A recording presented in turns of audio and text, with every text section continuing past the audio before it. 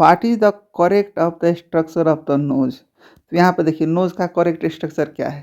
तो यहाँ पे देखिए नोज दो पार्ट होता है, उसमें एक होता है कौन सा, बोनी पार्ट, बोनी पार्ट, एक होता है कार्टिलेज पार्ट। तो ये कार्टिलेज के कार टू लेज लिख सकते हैं, नहीं आप बोन के बी ओन लिख सकते हैं। तो देखिए 1/3 कौन सा पार्ट हुआ, बोनी पार्ट, और 2/3 कौन सा पार्ट हुआ, कार्टिलेज पार्ट। तो और देखिए जो बोन जो है, ये बोनी पार्ट कौन सा है, अपर पार्ट, और कार्टिलेज पार्ट कौन सा है, लोअर पार्ट है। तो यहाँ पे आंसर कौन सा होगा, अपर 1/3 और लोअर 2/3 कार्टिलेज, आंसर सी। एक देखिए ये हो गया बोनी नोज का पार्ट में, एक बोनी और कार्टिलेज पार्ट एक जगह पे और होता है, कौन सा, एक्सटर्नल ऑडिटरी कैनाल। तो देखिए एक हो गया बोनी पार्ट, एक हो गया कार्टिलेज पार्ट। तो देखिए बोनी और कार्टिलेज पार्ट इसमें ओपोजिट होता है, नोज के ओपोजिट होता है। तो देखिए यहाँ पे बोनी पार्ट कितना था, 1/3, तो यहाँ पे बोनी पार्ट कितना होगा, 2/3। यहाँ पे कार्टिलेज पार्ट कितना था, 2/3, तो यहाँ पे कार्टिलेज पार्ट कितना होगा, 1/3। और एक्सटर्नल ऑडिटरी कैनाल का लेंथ कितना होता है, 24 mm, 24 mm। और देखिए एक्सटर्नल ऑडिटरी कैनाल कहाँ से डेवलप होता है, तो फर्स्ट फेरेंजियल ग्रुप से, फेरेंजियल ग्रुप से। और जो बोनी पार्ट है ना, ये कौन सा है, इनर पार्ट है, इनर पार्ट है। और कार्टिलेज पार्ट से कौन सा है, आउटर पार्ट है। तो कार्टिलेज पार्ट है से कौन सा है, आउटर पार्ट। तो देखिए आउटर पार्ट और अपर पार्ट हमेशा 1/3 रहता है, और इनर पार्ट और लोअर पार्ट हमेशा 2/3 रहता है। Which of the following stereotype is the given in the image। तो यहाँ पे देखिए ये कौन सा शेप का है, ओमेगा शेप का है, ओमेगा शेप। ओमेगा शेप क्या है, इपिग्लोटिस है, इपिग्लोटिस। ओमेगा शेप इपिग्लोटिस किस में दिखाई देता है, लैरिंगोमेलेशिया में, लैरिंगोमेलेशिया में।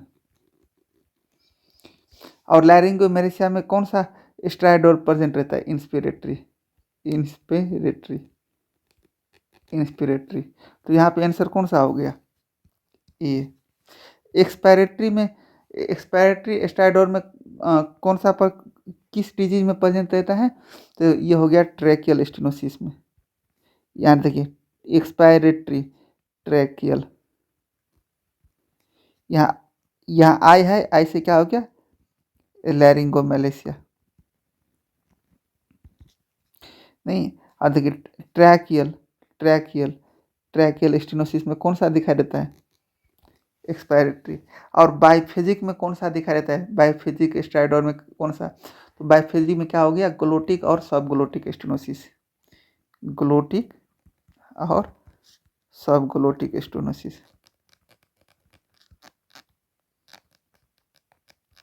तो यहाँ पे आंसर कौन सा, ए। और neonate present with the difficulty in breathing, neonate presented with the difficulty in the breathing, his symptoms improve with crying, in which disease symptoms improve with crying. तो देखिए दो कंडीशन होता है, symptoms, symptoms with crying, symptoms improve, improve with crying, और symptoms worsening, worsening with crying, दो condition होता है। तो देखिए सिम्टम्स इंप्रूव विथ क्राइंग किस किस किस में दिखाई देता है, तो ये क्वाइनल एट्रेजिया में दिखाई देता है, क्वाइनल एट्रेजिया में, एट्रेजिया में दिखाई देता है। और देखिए सिम्टम्स वर्सनिंग विथ क्राइंग ये किस में दिखाई देता है, एक हो गया laryngeal wave, laryngeal wave. Second कौन सा, लैरिंगोमेलेशिया, लैरिंगोमेलेशिया में। थर्ड किस में दिखाई देता है, थर्ड दिखाई देता है सब ग्लोटिक हेमोरेज में, सब ग्लोटिक, ग्लोटिक हेमोरेज में, हेमोरेज में। तो देखिए ये हो गया आपका कोयना, ये कोयना हो गया। और देखिए बायलेटरल कोयना ब्लॉक हो जाएगा, तो बायलेटरल कोयना ब्लॉक हो जाएगा, बाइलेटरल कोयना ब्लॉक हो जाएगा नहीं। इफ बेबी क्राइंग करेगा, if baby crying, if baby cry करेगा तो क्या होगा, माउथ ओपन होगा, और माउथ ओपन होगा तो क्या होगा, एयर पुश होगा, और एयर पुश होगा तो क्या होगा, सिम्टम्स रिलीफ होगा, सिम्टम्स क्या होगा, इम्प्रूव होगा या रिलीफ होगा। तो यहाँ पे देखिए, तो बायलेटरल कोइनल ब्लॉक किस में दिखाई देता है, कोइनल एट्रेजिया में, तो आंसर कौन सा हो गया, D. Which artery is most commonly affected in case of the epistaxis? तो देखिए 90% केस में, 90% केस में एपिस्टैक्सिस कहाँ पे होता है, एपिस्टैक्सिस, एपिस्टैक्सिस कहाँ पे होता है, लिटिल्स एरिया में, लिटिल्स एरिया में। और लिटिल्स एरिया में जो एपिस्टैक्सिस होता है उसको क्या बोलता है, एंटीरियर एपिस्टैक्सिस, एपिस्टैक्सिस। और देखिए एंटीरियर एपिस्टैक्सिस क्यों बोलते हैं, क्योंकि Littles area located in the anterior inferior part of the nasal septum, anterior inferior part of nasal septum, तो इसलिए बोलते हैं। और देखिए लिटिल्स एरिया में ना 4 आर्टरी इन्वॉल्व होता है, 4 आर्टरी इन्वॉल्व होता है, और 4 आर्टरी कौन सा इन्वॉल्व होता है, लेग्स आर्टरी, लेग्स आर्टरी। तो यल से कौन सा आर्टरी हो गया, एल से कौन सा, लेबियल आर्टरी, लेबियल आर्टरी। कौन सा labial artery, superior labial artery, superior labial artery. E से क्या हो गया, इथामाइडल आर्टरी, इथामाइडल, इथामाइडल आर्टरी। कौन सा, एंटीरियर पार्ट है, तो यहाँ पे एंटीरियर इथामाइडल आर्टरी। जी से क्या हो गया, greater palatine artery, greater palatine artery. और यस से क्या हो गया, septal branch of the sphenopalatine artery, septal branch of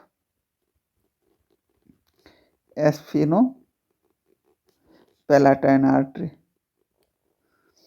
और देखिए septal branch of sphenopalatine artery को क्या बोलते हैं, artery of epistaxis, artery of epistaxis, epistaxis बोलते हैं। तो आर्टरी ऑफ एपिस्टेक्सिस कौन सा हो गया, septal branch of the sphenopalatine artery. तो यहाँ पे आंसर कौन सा हो गया, बी। और देखिए ये तो हो गया एंटीरियर एपिस्टेक्सिस, और पोस्टीरियर एपिस्टेक्सिस कहाँ पे होता है, तो देखिए पोस्टीरियर एपिस्टेक्सिस, पोस्टीरियर एपिस्टेक्सिस कहाँ पर होता है, वॉन्ड्रॉफ एरिया में, वॉन्ड्रॉफ एरिया में।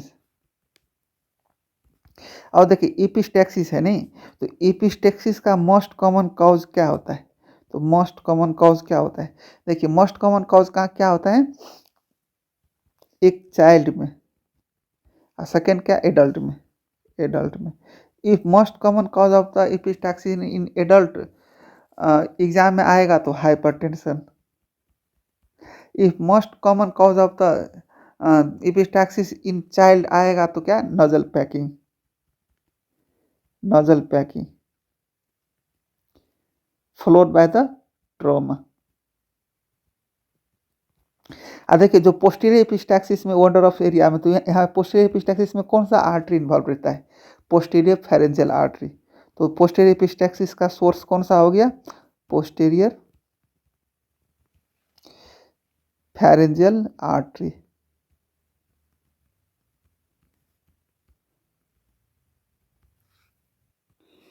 Which of the following investigation is carried out immediately when child has the foreign body in lungs।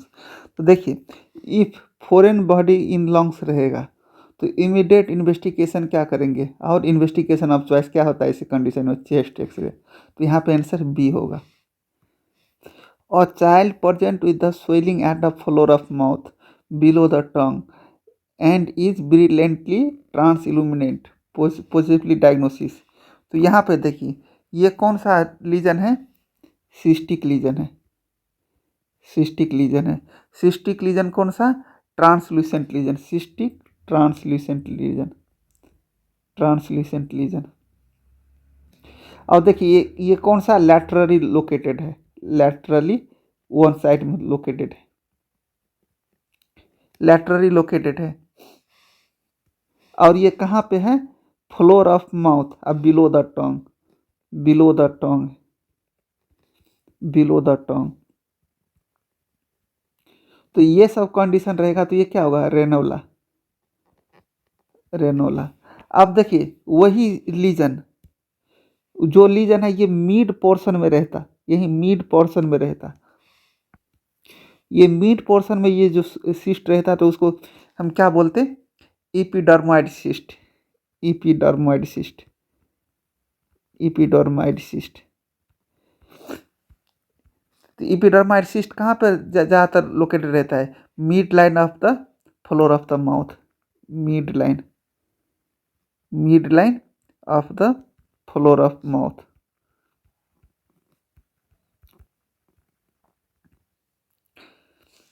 और रेनोला में ज़्यादातर सिस्ट कहाँ पे लोकेटेड रहता है? तो located lateral to the mid line, lateral to the mid line. और देखिए रेनोला में सबसे मोस्ट कॉमन ग्लैंड कौन सा इन्वॉल्व होता है? Sublingual gland, sublingual gland. तो यहाँ पे आंसर कौन सा हुआ? B. A 54 years old male present with the nasal obstruction on examination there is the irregular mass inside the nose, possible cause। तो देखिए if irregular mass inside the nose नहीं, और unilateral, unilateral nasal obstruction, nasal obstruction रहे, ये दोनों की feature रहेगा तो डायग्नोसिस क्या होगा? एटिकोक्वाइनल पोलिप, एटिकोक्वाइनल पोलिप। आंसर यहाँ पे कौन सा हुआ? सी। और उसका ट्रीटमेंट क्या करेंगे? ट्रीटमेंट ऑफ चॉइस क्या होता है? पोलिपेक्टोमी, पोलिपेक्टोमी। और पोलिपेक्टोमी नहीं रहेगा ऑप्शन में तो इंडोस्कोपिक रिमूवल, इंडोस्कोपिक रिमूवल। और देखिए उसका रिकरेंट होने का चांसेस बहुत लेस रहता है, रिकरेंट होने का चांसेस बहुत लेस रहता है। तो ऐसे में कौन सा, इफ रिकरेंट हो गया, इफ रिकरेंट कंडीशन रहेगा तो वहाँ पे क्या करेंगे ट्रीटमेंट के लिए? तो Caudwell look operation, Caudwell look operation करेंगे, तो रिकरेंट कंडीशन में करेंगे नहीं। तो ये देखिए, और देखिए नजल पोलिप का, नजल पोलिप का दो पार्ट होता है, एक हो गया एटिकोक्वाइनल पोलिप, एक होता है इथेमॉइडल पोलिप, इथेमॉइडल पोलिप। और इथेमॉइडल पोलिप बायलेटरल होता है, क्या होता है? बायलेटरल होता है। और उसका रिकरेंसी रेट बहुत हाई होता है, रिकरेंसी रेट हाई होता है। और देखिए nozzle polyp, nozzle polyp asthma, asthma और एस्पिरिन, एस्पिरिन सेंसिटिविटी, ये तीनों प्रेजेंट रहेगा तो क्या हो गया? ट्राइड। और ये ट्राइड को क्या नाम है? क्या नाम है? सेम्टर ट्राइड, सेम्टर ट्राइड। सेम्टर ट्राइड्स में क्या क्या हो गया? नजल पोलिप, आस्थमा और एस्पिरिन। 3A याद रखिए, 3A, 3A। और देखिए नोजल पोलिप का इटियोलॉजिकल फैक्टर क्या है? इटियोलॉजिकल फैक्टर, इटियोलॉजिकल फैक्टर जो ये ट्राइड में इंक्लूडेड है, एस्पिरिन, एस्पिरिन है।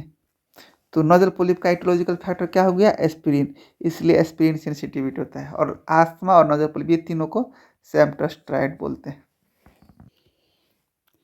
Which of the location, sorry what is the location of the bulla ethmoidalis? तो यहाँ पे देखिए, यहाँ पे सबसे पहले देखिए क्या है? एस्फिनो इथेमॉइडल रेसिस। तो एस्फिनो इथेमॉइडल रेसिस कहाँ पे ड्रेन होता है? कहाँ पे ड्रेन होता है? तो यहाँ पे देखिए एस्फिनो है, नाम से ही है, तो कहाँ पे ड्रेन होगा? एस्फिनोइडल साइनस में, एस्फिनोइडल साइनस में। अब आया सुपेरियर मीटस, तो सुपेरियर मीटस कहाँ पे ड्रेन करेगा, तो हो गया पोस्टीरियर इथेमॉइडल साइनस, एयर साइनस में, पोस्टीरियर इथेमॉइडल एयर साइनस में। तो देखिए इन्फेरियर मीटस, इन्फेरियर मीन्स देखिए आई है, आई मीन्स क्या हो गया, लार्जेस्ट, तो लार्जेस्ट मीटस जो इफ पूछेगा तो कौन सा मीटस हो गया, इन्फीरियर मीटस। और इन्फीरियर मीटस कहाँ पे ड्रेन होता है, तो नासोलैक्रिमियल डक्ट, NLD, नासोलैक्रिमियल डक्ट। तो देखिए अब देखिए कौन सा रह गया, मिडल मीटस। मिडल मीटस में क्या क्या इंक्लूडेड होता है, एक हो गया इथेमॉइडल बुल्ला, इथेमॉइडल बुल्ला। सेकेंड कौन सा हो गया, इन्फंडिबुलम, इन्फंडिबुलम। थर्ड कौन सा हो गया, hiatus semilunaris, hiatus semilunaris, hiatus semilunaris. ये तीनों कहाँ पे ड्रेन करता है, FM2 में। FM2 मीन्स क्या हो गया, एफ मीन्स क्या हो गया, frontal, frontal air sinus, air sinus. M2 means क्या हो गया, एक यम मीन्स हो गया maxillary air sinus, maxillary air sinus. Second M means क्या हो गया, middle ethmoidal sinus, middle ethmoidal sinus. तो देखिए इथेमॉइडल बुला कहाँ पे ड्रेन करता है, frontal air sinus, maxillary sinus और मिडिल इथेमॉइडल साइनस। तो ये इथेमॉइडल बुला किसका पार्ट है, मिडिल मीटस का पार्ट है, तो आंसर यहाँ पे कौन सा होगा, सी होगा। What is the location of the, sorry, the patient with the Bell's palsy presented with the complaint of the deviation of the face, the deviation is seen in which side of the face। तो देखिए Bell's palsy में जो damage होता है, ये कौन सा, seventh cranial nerve, कौन सा नर्व, सेवंथ क्रैनियल नर्व, वो भी कौन सा, यूनिलैटरल। और सेवंथ क्रैनियल नर्व कहाँ पे सप्लाई होता है, फेस में। और देखिए बेल्स पैल्सी में इप्सिलैटरल पैल्सी होता है, इप्सिलैटरल पैल्सी। तो इप्सिलैटरल पैल्सी मीन्स क्या हो गया, सेम साइड, और कौन सा, फेस, तो आंसर कौन सा हो गया, ए। और देखिए ड्रग ऑफ चॉइस क्या होता है उसका, बेल्स पैल्सी का ड्रग ऑफ चॉइस क्या होता है, ड्रग ऑफ चॉइस होता है प्रेडनिसोलन, प्रेडनिसोलन। और देखिए इफ प्रेडनिसोलन इफेक्टिव नहीं रहेगा, तो इफ नॉट इफेक्टिव, तो उसका ट्रीटमेंट तब क्या होगा, उसका एक ट्रीटमेंट होगा physiotherapy, physiotherapy and electrical stimulation, electrical stimulation. और देखिए मोस्ट कॉमन कॉज क्या है, मोस्ट कॉमन कॉज क्या है, idiopathic, idiopathic, idiopathic unilateral facial nerve palsy, unilateral facial nerve palsy. और देखिए प्रोग्नोसिस क्या है, प्रोग्नोसिस उसका एकदम गुड है, गुड। देखिए यहाँ पे सेवंथ क्रैनियल नर्व पैल्सी हो गया। देखिए seventh cranial nerve palsy bilateral palsy होता है या यूनिलैटरल होता है, देखिए बायलैटरल पैल्सी होता है या यूनिलैटरल पैल्सी होता है। तो देखिए यूनिलैटरल पैल्सी में एक तो क्या हो गया, बेल्स पैल्सी, बेल्स पैल्सी। और सेकेंड कौन सा हो गया, Ramsay Hunt syndrome, Ramsay Hunt syndrome. अब देखिए Bell's palsy bilateral seventh cranial nerve palsy में कौन सा हो गया, seventh cranial nerve palsy bilateral रहेगा, तो ये एक हो गया सार्कोडोसिस, सार्कोडोसिस। सेकेंड कौन सा हो गया, गुलियन बेरी सिंड्रोम, गुलियन बेरी सिंड्रोम। और थर्ड कौन सा हो गया, acoustic neuroma, acoustic neuroma.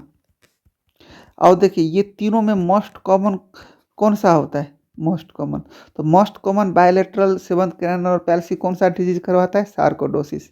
Answer यहाँ पे सार्कोडोसिस होगा। यहाँ पे क्या है? यूनिलैटरल बोला है, तो यहाँ पे आंसर कौन सा होगा? ए। A 60-year-old male present with the recurrent profuse bleeding from the nose. What would be the best treatment in this patient? तो बेस्ट ट्रीटमेंट कौन सा है? तो सबसे पहले देखिए यहाँ पे most common cause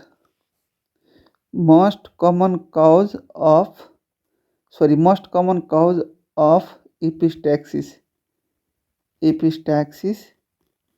in pubescent male और most common cause epistaxis pubescent in female. ये फीमेल रहता है, यहाँ पे देखिए फीमेल रहता तो मोस्ट कॉमन काउज क्या होता? Bleeding disorder. तो यहाँ पे क्या हो गया? Most common cause of epistaxis pubescent female में क्या होगा? Bleeding disorder. और most common cause of epistaxis in pubescent in male में क्या होगा? एंजियोफाइब्रोमा। और एंजियोफाइब्रोमा का मोस्ट कॉमन सिम्टम्स क्या है? Most common recurrent profuse bleeding. और देखिए रिकरेंट प्रोफ्यूज ब्लीडिंग, जहाँ पे प्रोफ्यूज ब्लीडिंग होगा, वहाँ पर FNAC एंड बायोप्सी कंट्राइंडिकेटेड रहता है। तो देखिए यहाँ पे FNAC और बायोप्सी कंट्राइंडिकेटेड होता है, तो ये रूल आउट हो गया। और देखिए यहाँ पे एंजियोफाइब्रोमा का ट्रीटमेंट ऑफ चॉइस क्या होता है? Surgical excision. तो यहाँ पे आंसर कौन सा होगा? D, surgical excision. रेडियोथेरापी और केमोथेरापी भी किया जाता है, लेकिन treatment of choice surgical excision होगा। तो यहाँ पे आंसर डी।